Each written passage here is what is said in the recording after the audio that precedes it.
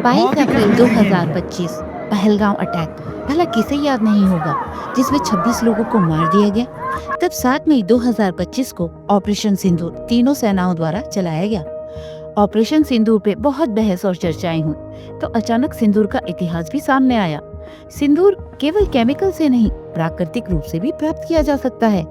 सिंदूर का एक कांटेदार फल होता है, जिसके अंदर लाल रंग के दाने होते हैं। आपको जानकर हैरानी होगी कि सिंदूर का जन्मदाता नागों को माना जाता है। इसलिए सिंदूर के पर्यायवाची शब्द हैं नागज, नाग संबूत, नाग गर्भ, नाग रेणु, नाग दर्शन, और संस्कृत में इसे नाम दिया गया सिंदूर। सिन धातु का अर्थ लगाना या समर्पित करना। दूर का अर्थ धूल, चूट या पाउडर, यानी लगाए जाने वाला चूर्ण। पूरे भारत में सिंदूर को सिंदूर ही कहा जाता है, और सिंदूर का रंग होता है नागरंगी, और इसी से इसका नाम पड़ा नारंगी।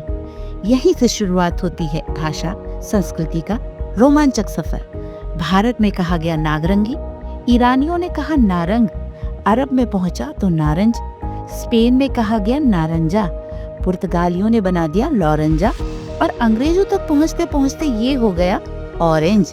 यानी जब भी अब आप ऑरेंज कहे तो समझ जाइएगा कि इसमें भी कहीं न कहीं नाग ही छुपा है। नागों ने सिंदूर को पूजा में शामिल किया और माँ पार्वती को चढ़ाया।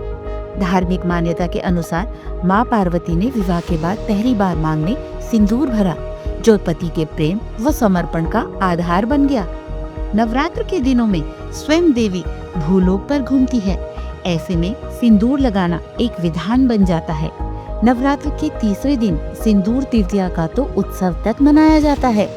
माँ चंद्रघंटा की पूजा के बाद देवी को सिंदूर अर्पित कर सौभाग्य का वरदान मांगा जाता है।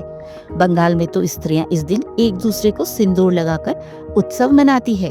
तो देखा आपने, भारत की संस्कृति में नाग सिर्फ सांप नहीं, रहस्य, ज्ञान और ऊर्जा के प्रतीक है। नागों के पास औषधि, धातु, खनिजों का भी ज्ञान था, और नागों के पास से निकला ज्ञान भाषा के रूप में पूरी दुनिया में फैल गया। और मजेदार बात तो यह है कि ऑरेंज जैसे अंग्रेजी शब्द की खोज हमारे नागों ने की है। तो जब भी आप ऑरेंज शब्द सुने तो नागों का और नागों द्वारा सिंदूर की खोज को जरूर याद कर ले। सिंदूर सुहाग का प्रतीक तो है ही, नागों की अद्भुत देन भी है। तो ये था हमारा सिंदूर का इतिहास। आपको कैसा लगा? कमेंट करके जरूर बताएं।